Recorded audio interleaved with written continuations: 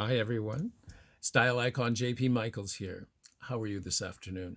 I hope you're staying home and staying well and staying safe, just like me. Anyway, today is first in a series that I'm calling Fashionably Serving, an Internet Neighborhood Near You. These are going to be some stories that I'm going to recount of just my goings on for the past year or so, which I think you would find amusing.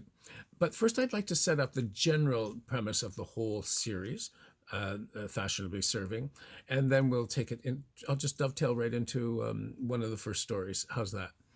So picture this. This is going to be a segment with rapid fire recount in a full over the top spirit of unapologetically cheeky, never take yourself too seriously, lighthearted stories about the fashionably amusing, poignant, life affirming, therapy inspiring, chuckle inducing goings on of the Toronto fashion and lifestyle beat. I call this fop fluff, not to be confused with lint on the lapel of your Armani. So I'm going to begin the first story by giving you two definitions of words as to how they're going to be used in the story, and then we'll take it from there. The first word is compendium. Compendium, a collection of concise but detailed information about a particular subject, especially in a book or other publication. I guess this would qualify. The second one is the word, I love this word, tawdry. Ooh, there's a word you haven't heard for a while. It's showy, but cheap, and of poor quality. So we can thank Oxford Dictionary for those two definitions. So now into the story. I am blessed to encounter and now record each and every day as part of my compendium, Died and Gone to Fashion, surviving a period of unwellness, one outfit at a time. So I begin the story by asking the question or stating, you have exercised the right fashion choices for the day when, and this is something that happened to me back in the fall of 2019.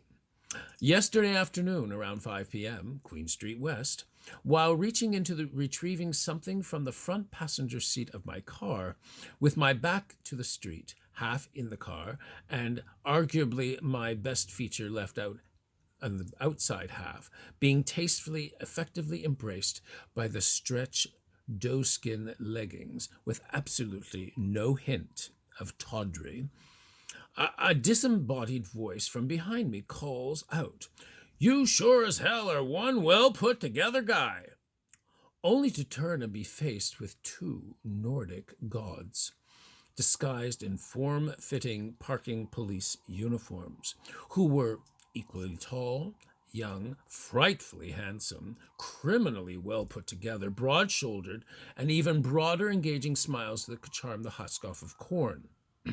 Only to respond with, because of course it's all about me, "Well, if you think you like this, let me show you the pièce de résistance." I actually said that. Can you believe it? As I haul out my exquisitely woven Gambiera silk walking cape. Thank you 1,000 times, Sarah Yang of Shentang Peony.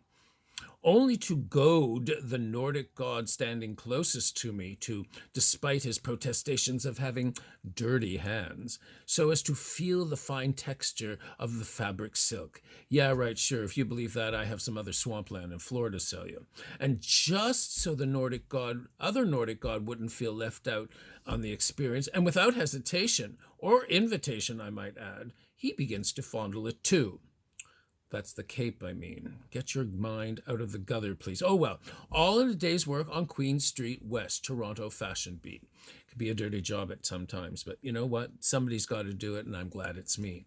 So, Fashionably Serving, a neighborhood near you, the first in a series to come. Stay well, stay healthy, stay home, and stay tuned.